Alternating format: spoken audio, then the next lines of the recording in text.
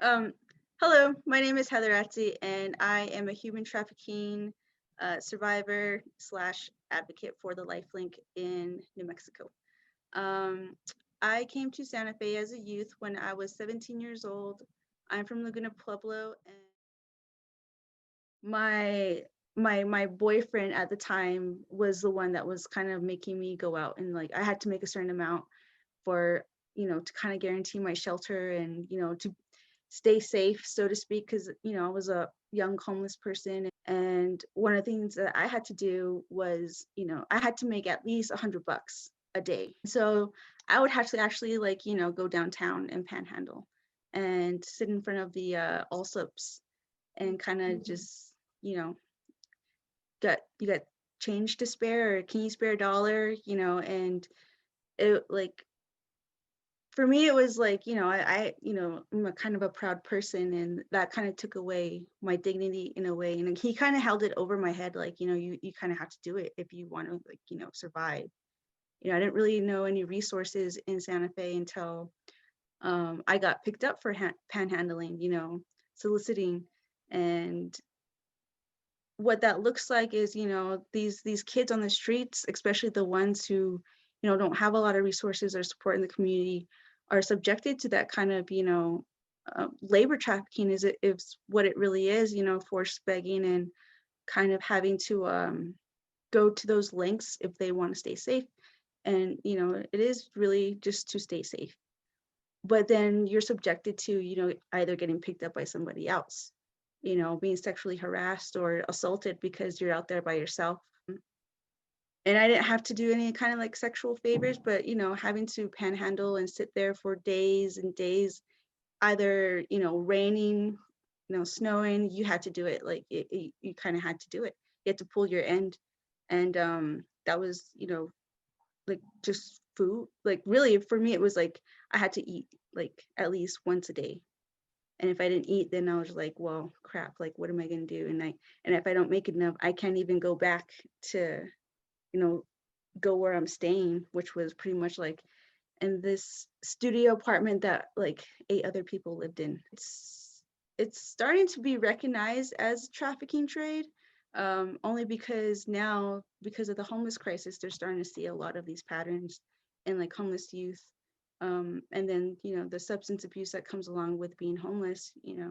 It's kind of the way they control these kids. And if you're a kid of the system and you're don't have any, like I said, resources, it's really hard to get help anywhere until like it really gets to a point where you're arrested or close to death and somebody sees it. And that's the one thing that I think we've always been trying to push, especially in the public. If you see it or suspect it, like call 911, call law enforcement, especially because panhandling is illegal. It's you can't do it, especially if there are signs there. And again, that's how I got picked up, is because I was panhandling and it was cold. It was like October, and it had just started to snow in Santa Fe, and I was over again at that Allsups. And one of the cops that hung out with the cop that I didn't like, he came up to me and he's just like, well, do you have anywhere to go? Is like, kind of just being vague and just being like, yeah, like kind of trying to brush it off. And he's like, well, you can't like stay here.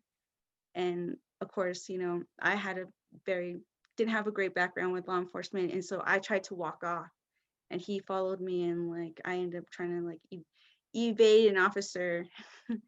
And that's kind of how I got in touch with the Lifelink, because the judge that I saw already saw that I had a history of being picked up, obviously. And she kind of recognized that that consistency of being picked up. And she was kind of like, okay, well, you need help. Like, we're not just going to put you back out there because you'll end up back in front of me. And she's just like, you need help, you need to go, like, this is court ordered, you have to do this or you're going to go back to jail. And the officer, this is about like 12, 13 years ago, so like, and human trafficking wasn't like a thing yet. But she recognized like what was going on. I was a vulnerable young lady, and she's just like, I'm gonna try to like get you off the streets if I can.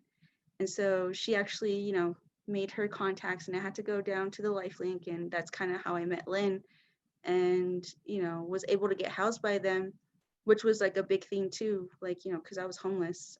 And a lot of the girls that come in who either got picked up through a sting op, now they're not arresting them.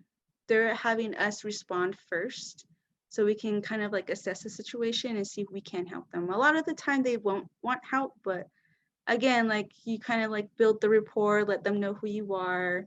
This is what we do.